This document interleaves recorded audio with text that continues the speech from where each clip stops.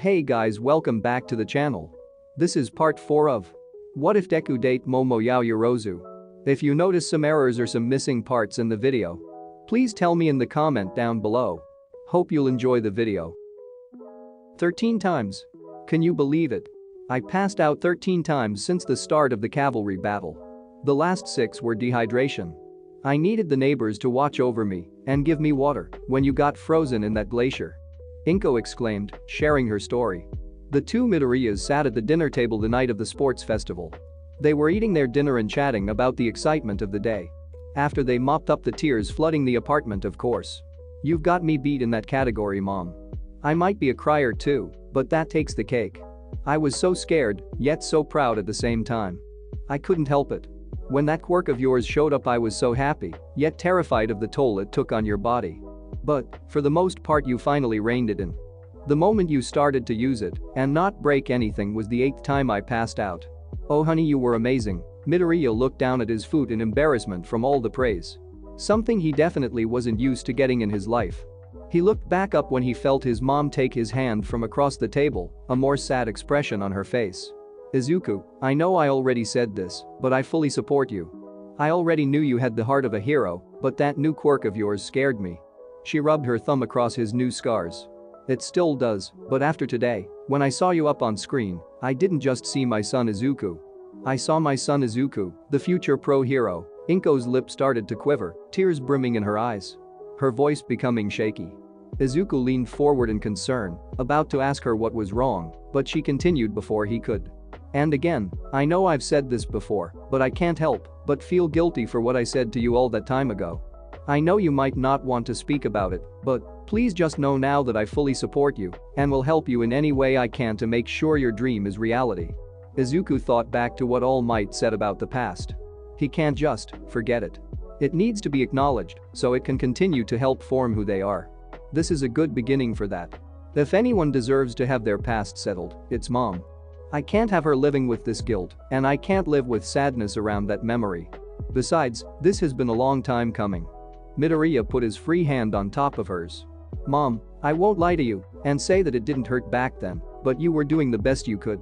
Any mother who found out their child was quirkless in this world would have it a million times tougher than others, and, in a way, I should actually thank you for what you said. Inko put on a confused look. Midoriya took this as a sign to continue and explain. What you said to me, it made me want to prove it to you, that I could be a hero. I wanted to make you proud of me, make you think that I could do it. You always were a reminder of my dream and pushed me forward, even if you didn't support me, and no matter how bad the days got. Some days you were the only thing that put a smile on my face, he said, thinking of some particularly very bad days from Aldera. You've saved me more times than I can count. So please, never feel guilty for what you said again, because it's one of the main reasons I'm here, being able to follow that dream. All Might be my favorite pro hero, but you're the true hero in my life. The next thing Izuku knew, the dinner table and whatever was left of his dinner were slid directly into the wall so that his mother could probably hug crush drown her son. Thank you, Izuku, oh my baby. She wasn't heavily sobbing this like usual. Her tears were like a water hose, yeah, but she was just quiet. Just softly repeating thank you into his shoulder. He returned the hug with as much force as he could. I really do have the best mom. The mother and son had both cleaned up after dinner and were both about to clock out for the night. Inko was drinking a glass of water to keep herself hydrated after crying again. I'm too emotional. Somehow, I'm more exhausted than you are right now, Izuku, she said with a laugh, wiping away at tear stains on her cheeks. Midoriya laughed at that, but then looked at her hand wiping her face. He specifically focused in on her ring finger, which had been barren for about 10 years now. You know what, I should cover all bases here tonight. It's time for her to be truly happy again. Mom, I think you should start dating again. She was taken aback by that, her eyes widening. This emotional day was unexpected, but that definitely was something that never crossed her mind. Mom, it's been 10 years since Hisashi left. There are so many guys out there who would be lucky to spend just a second with you. Hisashi definitely took that for granted, so yeah, just something to think about. Good night, he immediately booked it to his room. Izuku made it to his room and shut the door. I don't think my heart and body can take much more of today. Time to finally relax. I should see if there was anything big in hero news today. plopped down onto his All Might branded sheets and began searching for his phone. He patted both of his pockets and looked around his bed and bedside table, but it was nowhere to be seen. Oh. I must have left it in my uniform pockets. The Quark inheritor opened up his closet and rummaged through the pockets of his school uniform. He found his phone, but when he grabbed it to pull it out he felt something else. He pulled out both items to see his phone and a small slip of paper. Izuku gasped to himself, I can't believe I almost forgot Yaoyorozu's phone number. Midoriya went back to his bed and typed the number into his contacts, saving it as Yaoyorozu. Should I text her? When she said later, did she mean later tonight or some other time later? I should at least give her my number like she asked. Midoriya began to compose a text message that could rival the poetry of Shakespeare himself. Hey, it's Midoriya. Oh hey Midoriya. It's funny, I was just beginning to wonder if you had forgotten about me. Izuku felt it best to not mention that he actually did forget. Anyway, how are you? Are any of your injuries not fully healed or acting up? Oh no, I'm fine. Recovery girl might be becoming less tolerant of me, but she does her job well. That's good, but you still stutter over text? Why do you do that? Sorry. It you just kinda happens. No worries. Besides, it helps me imagine you actually saying these texts. It suits you. Thank you. By the way, with what happened to Iida, I was thinking about inviting him and Uraraka to hang out after school when we go back. I'm usually not the type to set up get-togethers, but I think it will help him. I was wondering, since we're friends now, if you wanted to come with us. I mean you don't have to, no pressure. Over on her end, Yaoyorozu giggled at her new friend's awkward antics. They're not even talking face to face, yet she can perfectly picture him saying that. She sent back her reply. Of course, I would love to. Let's discuss the details at school. It's late, and you especially need rest. Great. Yeah, we'll talk then. Good night Yaoyorozu. Sleep well Midoriya. Midoriya put down his phone, then laid back under the covers, staring at the ceiling. I just texted with a girl over the phone. I mean I've texted Uraraka before, but those have been 2 to 3 messages at a time. Just questions and a response. That was a full-blown conversation. Midoriya looked over at one of his many All Might posters. He specifically focused on a limited edition poster with Silver Age All Might with the phrase, "You can do it," plastered across the front. He knew it was a pretty cheesy poster, but I'm finally getting a hold on one for all. I made a new, hopefully 2, friends today. I, kind of, won the sports festival, my relationship with mom is getting even better, and I'm somewhat comfortable having a conversation with the prettiest girl in class. So, maybe I can do it. Eventually, with that, Midoriya turned off his lamp and did something that has been becoming more frequent in the past few months. He fell asleep with a smile on his face. Momo had sent her goodnight text to Midoriya and laid back in her massive bed. Today turned out much better than she expected. She still had a burning pit in her heart. Her failure was something that still plagued her mind. She had utterly botched her fight. Momo now couldn't help but feel her success at the USJ attack was a whim. How am I supposed to fight more villains if I can't even fight one of my classmates in training? Her entire tower of confidence in herself had been torn down in seconds. She wasn't sure how she would have fared if a nervous wreck of a green-haired boy hadn't shown up and rebuilt a good foundation of that tower. Midoriya was the only thing plugging up that hole in her heart, keeping her spirit from spilling out. He was an oddity to her to say the least. Even with his shyness and lack of confidence, his attitude somehow just screamed you can do it.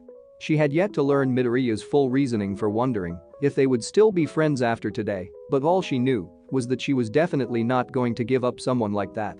She had a long way to go from here and a lot of rebuilding.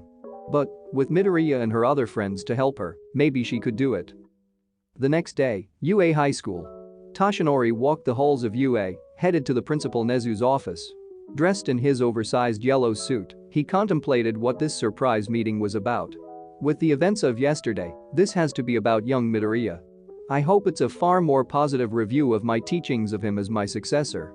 The number 1 hero knocked on the dog mouse bear principal's office door. Come in. Tashi opened up the door and saw the principal sitting at his desk looking at blueprints.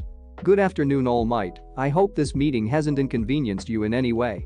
Oh no, it's always a pleasure to come and see you Nezu. Why thank you. All Might nodded and took the cup from the animal genius. All Might looked at the blueprints on Nezu's desk. They seemed to be building designs. What are these? Nezu looked down at the papers. Oh nothing. Just designs for an idea I've been having. It's a dorm system, but I doubt they will be built anytime soon. Maybe give it a few years or so. Anyway, I'm sure you're wondering why you are here today, yes? If you don't mind me asking. To start, I would like to commend you and Midoriya for his astounding performance yesterday. You seem to be teaching him to use his quirk quite well. I am right to assume you taught him how to control his power like he did yesterday, correct? Oh, I sure hope so. Nezu paused his drink of tea. What was that? Toshinori realized he said that out loud and tried to rectify it. I mean yes. Yes, I did. At least partially. Young Midoriya figures out a lot on his own. He's so smart I can hardly keep up. All Might chuckled nervously at that. Nezu also laughed a bit. Well, that just means you have chosen very wisely. I'm also sure his friends have helped him out quite a bit. Ms. Yaoyorozu has surely helped him with a mind like hers. All Might did a double take at that. Wait, young Yaoyorozu? I didn't realize those two were close. Well, apparently they must be. I called Recovery Girl about his injuries yesterday to see it, they were becoming more worrisome. She said he was fine and joked about how he would heal perfectly if he kept receiving hugs from such a pretty girl. I then put two and two together when I got a call from Endeavor yesterday complaining about a green mop head and a rich girl. All Might couldn't believe what he was hearing and then proceeded to burst out laughing. Cough cough. All Might wiped his mouth of blood, still giggling to himself. I'm sorry Nezu, it's just that, if I know anything about young Midoriya, it's that he is not smooth with the ladies. Not that I don't think he is incapable of a relationship. He's an amazing young man, anyone would be lucky to have him, but All Might flashback to a day during Izuku's training. A pretty girl about Midoriya's age was on her morning jog as they were cleaning the beach. She complimented Midoriya's new masculine body and he promptly blushed up a storm and passed out. It's just not his specialty. Nezu raised his eyebrows up. Last I checked, it wasn't yours either. Should I bring up the New Year's incident? No thank you. Toshinori said, remembering that entire week of embarrassment. Nezu out down his cup of tea. It is still something you should speak with him about. Romance can definitely complicate things. Not only as a hero in training, but it definitely complicates one for all in the possible people that will come along with it. Have you told him about you-know-who? All Might gained a more serious expression. No, not yet. How do you tell a kid you care for that he might one day have to face the greatest evil this world has ever known? It's your decision on when to tell him, but he will have to know eventually. I think that's all, except for one thing. While he wasn't as popular as Todoroki or Bakugo, Midoriya definitely was a favorite of the scouters.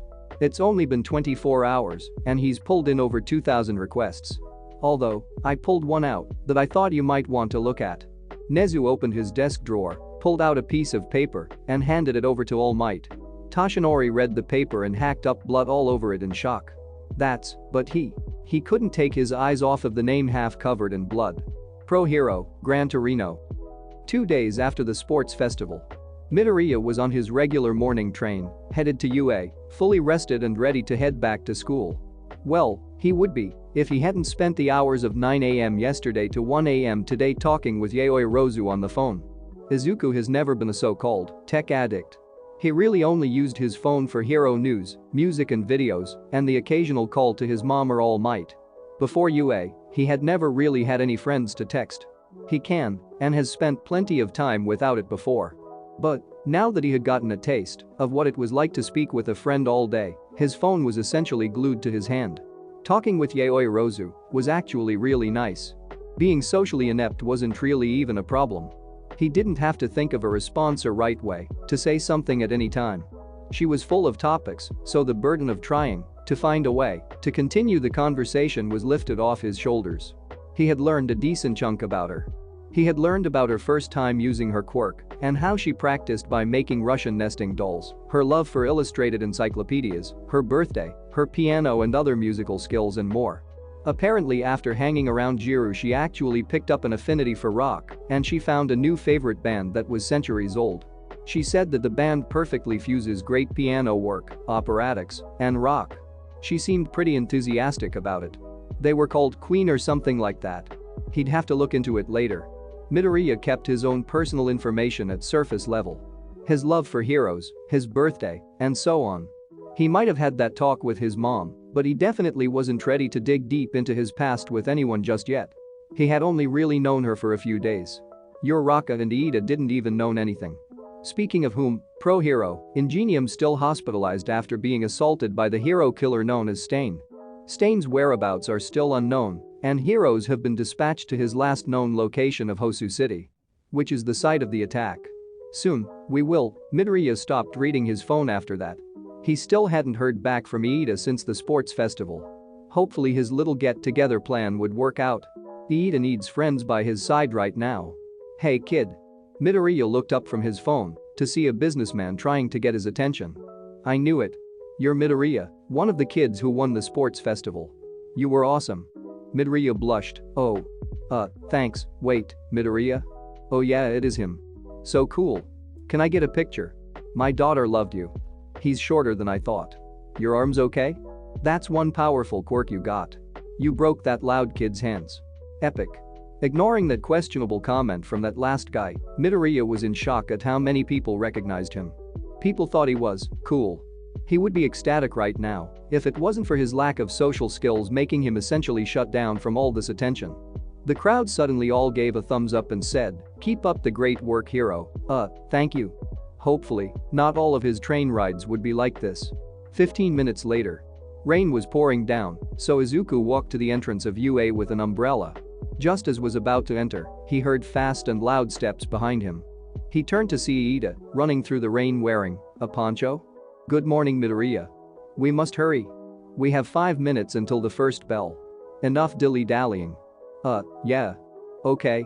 They both entered the building and began putting their individual rain gear into their lockers. Izuku knew this was going to be one of his only times alone with Iida today, so now felt like a better time than any to ask Iida about his brother. Iida, I was wondering. I'm okay, Midoriya.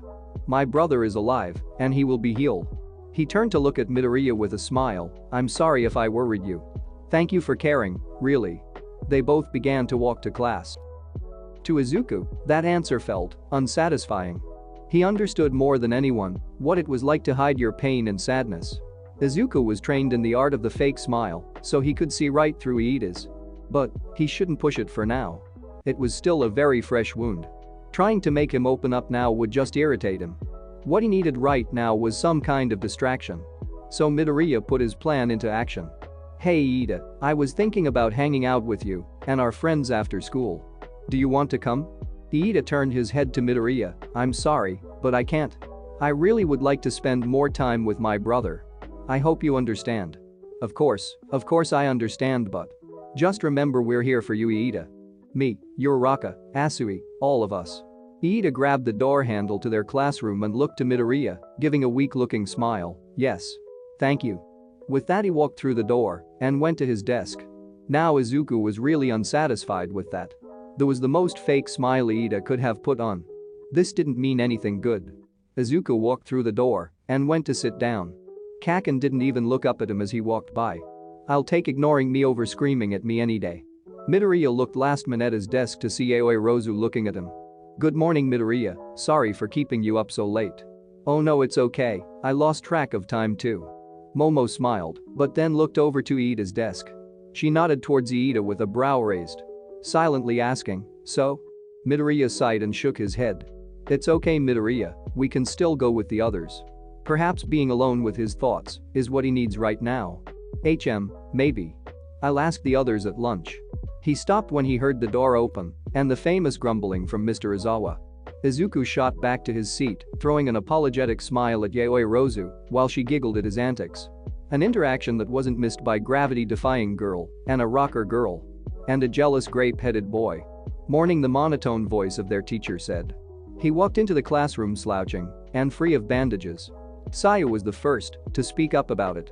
It's good to see you out of your bandages, Mr. Izawa. Ribbit. He sighed, that old coot was far too excessive in her healing process, but anyway I digress. Today we're doing a very special hero informatics class. Most of the class began to imagine what that could mean. Ah man, hero law and junk? I'm terrible at that, Kirishima thought. Kaminari was clenched in his seat, fingers crossed. Not a pop quiz, not a pop quiz, please not a pop quiz. Today, you'll be choosing your hero aliases. All right. The entire class erupted in glee, excited to be able to pick out their hero names. Izawa's hair shot up, his eyes glowing red, and his voice stern. Settle down. Before we get to that, we have to go over the scouting reports from the festival. These determine which pros believe you are capable of going out into the field. They see potential in you and want to help you grow. But I should remind you, this interest they have in you can easily slip away. So. He slowly turned to Mineta. Absolutely. No. Funny. Business. Mineta slammed his hand onto his desk. Stupid adults. Here are the results of the reports. As you can see, a specific few captured the attention of most. 1 looked up to the screen.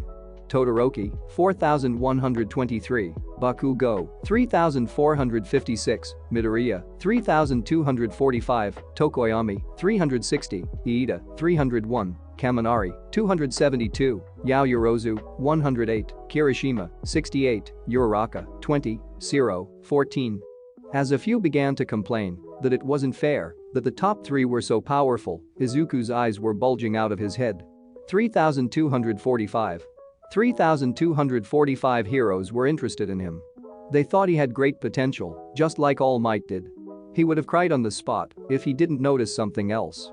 By default, he had won the tournament. Yet Todoroki and Bakugo were ahead of him in requests. My bones. They must have been scared off by my casual breaking of my limbs. Damn, I need to get one for all under control. Even with my 5%, it's way too slow to switch from arms to legs. Of course I'm not the top pick. Midoriya felt a tap on his shoulder and turned to see Mineta point his thumb behind him. The quirk inheritor looked behind Mineta at Yaoyorozu. She was smiling at him, giving him a thumbs up. You know what, 3,245 is really good. I did a good job. He smiled back and pointed to her name on the screen. He then gave her a thumbs up as well. She blushed a little and gave a weak half smile. She simply shrugged at it. I'm going to have to fix that, Midoriya stated to himself. As he was about to turn back around, Mineta entered his entire field of view. His eyes white and intense. How? What are you talking about? How did you land Yaoyorozu? I heard you two earlier, how she apologized for keeping you up so late. She's the hottest girl out of all the first years. How? Did you do it? Midoriya? What? I didn't. I mean we Ahem. They both turned to see Aizawa glaring right at them. If you two are done, I can move on to your hero names. Both sat ramrod in their seats, facing the front. Better. Aizawa turned back to the class. Now, about your aliases. They are more important than you probably think. While they can change before you graduate, if you don't use something appropriate, then you'll be out through hell. Everyone turned to see the XXX heroine Midnight strut through the door. The names that you picked today are what the entire world could call you for the rest of your life. It'd be best if it was something that suits you. Aizawa shuffled to his corner, already halfway into his sleeping bag. Midnight is going to handle this part of the class. Creativity isn't exactly my strong suit. He zipped himself up and plopped down into the corner. Midnight officially took over. Alright, everyone take a whiteboard and marker. You have 15 minutes. At first, the names made everyone uneasy. The names seemed to be funny or just plain out there. It wasn't until Tsuyu stood at the front of the class and gave her name. The rainy season hero. Froppy. So adorable and fun. As Midnight gushed over Asui's name, everyone else was sighing in relief, thankful that the mood of this event was back to normal. Afterwards, more and more people began to go up and give their names. From Jiru's earphone jack to Bakugo's scary yet fitting King Explosion murder. Then came Momo's turn. The creation hero. Creati. I hope I can do this name justice. How creative. Wonderful name. Momo thanked Midnight and walked back to her desk.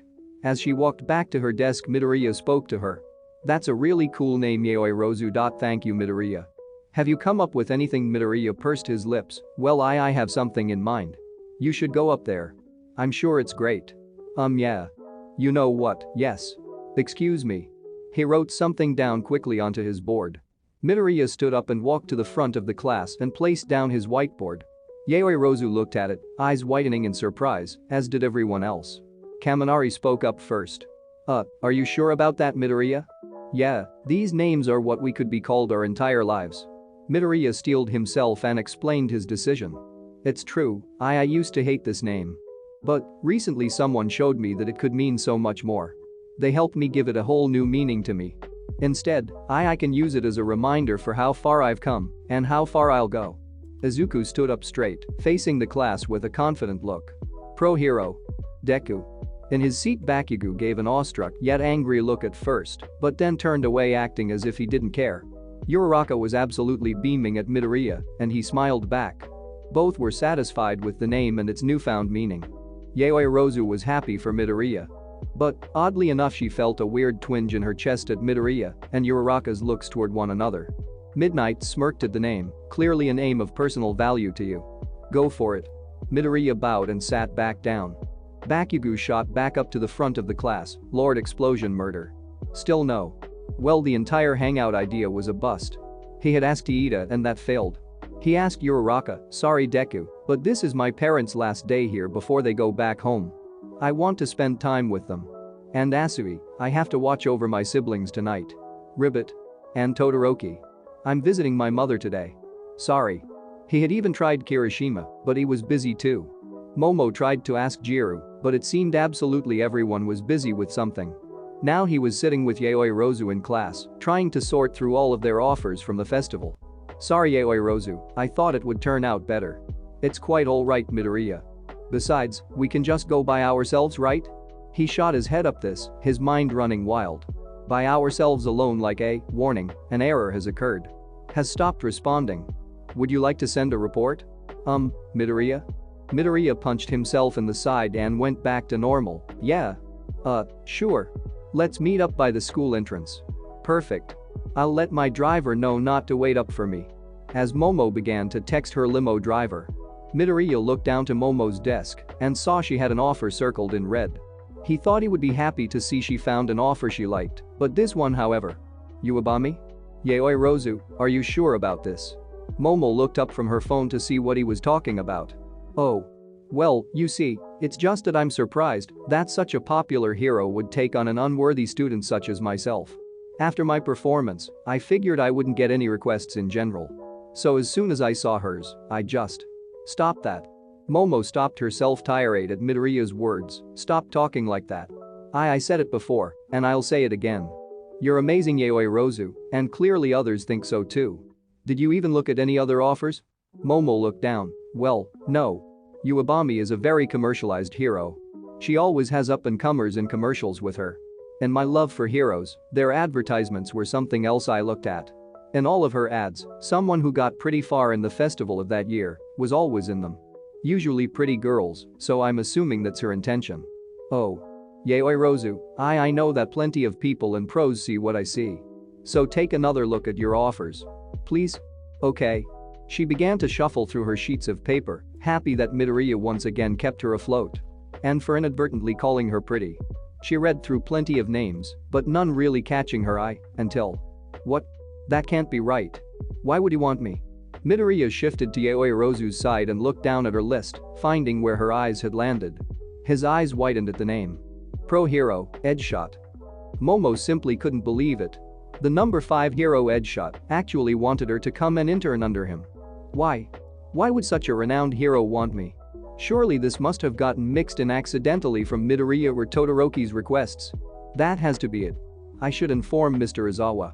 Mr. Izawa. I believe there had been a mistake. Yaoyorozu stood up and began walking towards Mr. Izawa's desk. Before she got there, Midoriya got in front of her. Whoa, wait. What are you doing? There's no way that the number 5 hero would have requested me, Midoriya. Not after my performance. I'm forever grateful for what you said to me a few minutes ago, but you have to agree that pros of his caliber never take anyone unless they're very highly ranked. It's just how it goes.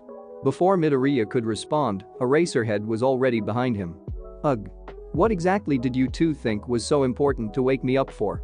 Midoriya tried to interject, but Yaoyorozu spoke up first. Mr. Izawa, the hero Edgeshot was in my list of requests. This must be a mistake. Wouldn't you want someone who performed better than I did? Oh. No, that's not a mistake. What? Midoriya sighed in relief to the side. Yeah, that's really him. I was there when that report came in. He even had his secretary call to make sure we got it. I take it you accept? Yaoyorozu was in utter shock. This couldn't be real, can it? She looked over to Izuku, who was nodding his head at her. Well, she shouldn't take this miracle for granted. Yes. Yes, sir. I'm honored to accept his request. Izawa took the paper from her hand. Good. That's 8 of you down. Problem child, do you have your report? Oh. No sir.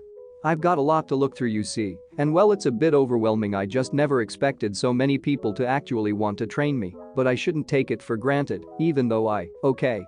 I get it. Just have it by the weekend." Aizawa crawled back into his sleeping bag and slithered behind his desk. Yaoyorozu was ecstatic. In just a week, she would be heading to one of the top pros in the country's agency. To think she had almost missed this opportunity. She had almost gone with Uebami of all people. Not that she didn't respect her as a hero, but she really didn't have anything to offer her. She was a search and rescue hero, emphasis on the search. That wasn't what Momo wanted to be. Edgeshot could teach her so much, from combat to experience. She was so excited. She wouldn't even be going if it weren't for Midoriya. He turned to her smiling, "Yaoyorozu, this is great. Edgeshot is so cool. Speaking of which, when you go there, could you take my notebook and get me an autograph?" He was halted by a warm mass against his torso and two longer objects wrapping around his upper back. "Oh no. Thank you." She pulled away. "I wouldn't have ever seen that offer without you." The final bell rang throughout the school. Momo's face lit up even more. "Oh. This is perfect. Wherever we go today, I'll pay for everything. It's the least I can do. I'll meet you out front." She happily went to her desk, gathered her things and left. Still on a high from her excitement for the coming week. During that entire interaction, Midoriya was completely frozen. 80% of his bodily functions had shut down. He really needed to learn how to handle girls. Fangirls were going to be a given when he becomes a hero. Even if he didn't understand why anyone would ever be attracted to him. Midoriya then realized that the entire class had probably seen that. And by probably, he meant they were all staring at him. Well, minus Bakugo, Todoroki, Shoji, and Tokoyami. As well as Uraraka and Jiru, who seemed to have already left. The reactions ranged from Mina levels of excitement to Mineta level of anger. Ashido had her hands together in front of her face. Her eyes sparkling. Hagakure following her example. Well, if you could see her, that is. Kirishima was giving him an okay hand sign, nice. The rest seemed somewhat close to those two reactions. Except for Mineta and Kaminari, who immediately charged him. Midoriya. Dude. Kaminari got him into a headlock, and Mineta was shaking him back and forth. Mineta started shouting, "I knew it, I knew it, I knew it. You bastard. How? Tell me your ways." Both were immediately reeled off of Midoriya. The whole class looked to see both on the floor, wrapped up in Aizawa's capture scarf. Said teacher halfway out of his sleeping bag, his hair up and eyes glowing red. "Interrupting my sleep and manhandling a fellow classmate. Are you two trying to get detention with me? Actually, that reminds me." He bent down to look them dead in the eye. "I never did give you two a punishment for the cheerleader fiasco, did I?" Both began to sweat buckets. Izuku figured this was his chance to leave. He gathered his things and headed to the door, but just as he opened it, All Might shot in front of him. "I am here." In a most peculiar position. "All Might, what's wrong?" "Nothing. Nothing at all. But I do need to speak with you for a moment, please." "Sure." As Midoriya walked out with All Might, Todoroki squinted at the two. "You can't hide your secret forever, Might Midoriya, my friend. I will someday prove Dad Might is real. Someday." Midoriya sent off a quick text to Yaoyorozu, telling her he would be a few minutes late, and followed All Might, who was trembling. When they reached an empty hall, All Might finally spoke, "Young Midoriya, the reason I needed to speak to you is that there was a certain request for you that you might want. His name is Gran Torino." Damn it, legs, stop shaking. Midoriya was dumbfounded by All Might's behavior. Gran Torino? Who is he? Whoever he is, he's got to be pretty intense if All Might is so scared of him. All Might pulled out the request form from his pocket and handed it to Midoriya. "You see, young Midoriya, Gran Torino once taught here at UA for a year and he was my teacher." "Really?" "Yes. He was also friends with my predecessor. He knows about One for All, so I'm assuming he wants to measure you up as a successor for himself." Izuku looked down at the offer, "All Might's teacher? This guy knows about One for All, and he helped train All Might. He could probably teach me so much. This is far too good to pass up. I'd be glad to go. I'll go give this to Mr. Aizawa right now. Thanks, All Might." With that, the Quark inheritor took off back towards his classroom. All Might looked onto his young successor running down the hall. Have mercy on that poor boy's soul. The formerly quirkless teen was running to the front entrance of school to go out on his not date. He had turned in Gran Torino's request form to Mr. Aizawa, who was teaching hero escape artistry to Mineta and Kaminari. which is essentially just wrapping them up as tight as he could in his scarf, dangling them upside down, and each minute they don't manage to escape, he gives them another homework assignment. Aizawa was skeptical that he had chosen such an unknown hero when he had received offers from big names, but he let it slide. As Izuku got closer to the gate, he could see Yaoyorozu waiting for him in front of a limo. She looked in his direction and smiled. "Midoriya, what took you?" "Sorry Yaoyorozu, I got a last-minute request for an internship. He apparently was a teacher during the time All Might went here, so I decided to take it." Momo raised her eyebrows. "Wow, I didn't think anyone from that time wouldn't be retired. But nonetheless that's incredible Midoriya. Now, where should we go first? I'm sure Tsuji is getting anxious in the car." Tsuji? Oh, he's my driver. We just need to tell him where we're going and he will drop us off." Midoriya paused, he had just realized something. He had never actually thought of where they were going to go. Where should they go? He didn't exactly have many places he considered hangout spots. Mostly because he had never really hung out with, well, anyone. Honestly I didn't actually think of that. I was kind of thinking we could just wander around. That's fine by me. Here, you can put your backpack in the car. You can get it when Tsuji picks me up. Momo knocked on the front window, they put their backpacks into the limousine and sent her driver off. They took off into the city, starting small talk. "So Midoriya, have you made any more improvements to your quirk? I'm sure your new control over it has opened up a whole new array of ideas." Midoriya rubbed the back of his head. "Actually now I'm even further behind." "What do you mean?" "Well, you see I might have some control over it, but it's such a small amount. Not to mention it's way slow switching between my arms and legs, and I now have to figure out a whole way of fighting. I can't just do full power punches anymore." Momo put a hand on her chin. That's true. It's like Todoroki, he switches side, but it slows him down. If he will either overheat or frostbite will cover his entire body." Midoriya watched her try to work things out in her head, but decided against letting her continue. "Yaoyorozu, it's okay. We should just have a good time. There's no need to focus on my problems right now. The problem we should focus on is how to fend off possible boredom." Yaoyorozu looked behind him. "Well, is that a possible solution?" Izuku turned around to see a bookstore. He hadn't even been paying attention to where they were walking. He realized they were on a small street of shops and small restaurants. A perfect spot for window shopping. "I don't know if you're an avid reader like I am, but I just thought it might be a nice stop." "It's great. Yeah, let's go in." Yaoyorozu was smiled, glad that her suggestion was taken in stride. They walked inside to find the store to look almost antique. The floors and shelves were all made of old redwood. The furniture looked like it was owned by the owner's great-great-grandmother. The wallpaper and various other parts of the store had a Victorian design to it. "Good afternoon." Both turned to see a man come out from a room behind the front desk. "Are you two looking for something specific or just browsing?" "Oh, just browsing for now," Momo responded. "Alright then, my name is Mr. Yubi. If you need anything just shout out, and my son is around here somewhere too. He can help as well." Both bowed, "Thank you." Mr. Yubi walked to the back of the store. They could hear him talking to someone, presumably his son. "Come on, you can't just use your arms to lift those. You'll hurt yourself. Use your whole body." They decided to stray away from that area, to leave the two to their work. Momo was looking at almost every book spine, while Midoriya immediately shot to the comics. After a few minutes, Yaoyorozu spoke to Izuku. "Who's your favorite?" Midoriya turned to see nothing but a large stack of books. Yaoyorozu poked her head out from the side of it. Sorry. She put her books down and stood next to Midoriya. "I was asking who was your favorite of the pre-Quirk era heroes. Am I wrong to assume with your love for All Might, his colors, and his ideals, that you like Superman?" "Haha. Oh yeah, very wrong. I might like that type of hero, but even I think he's way too boring. I'm actually more into Spider-Man. And even though he's a bit dark, I always liked Batman for his powerlessness." Momo raised her eyebrow. "Really? I didn't expect a person with so much love for different powers to like the hero without any." Izuku grabbed his arm. "Well, I don't know. I guess I just thought it was cool that he did something that's impossible nowadays." "Why is it impossible?" Izuku was stunned by that. That was the first time in his entire life he had heard someone question that. Did she actually think it was possible? I mean, how could someone quirkless be a hero? Wouldn't they just get in the way? Momo furrowed her brow. "No, not really. Not as long as they train too.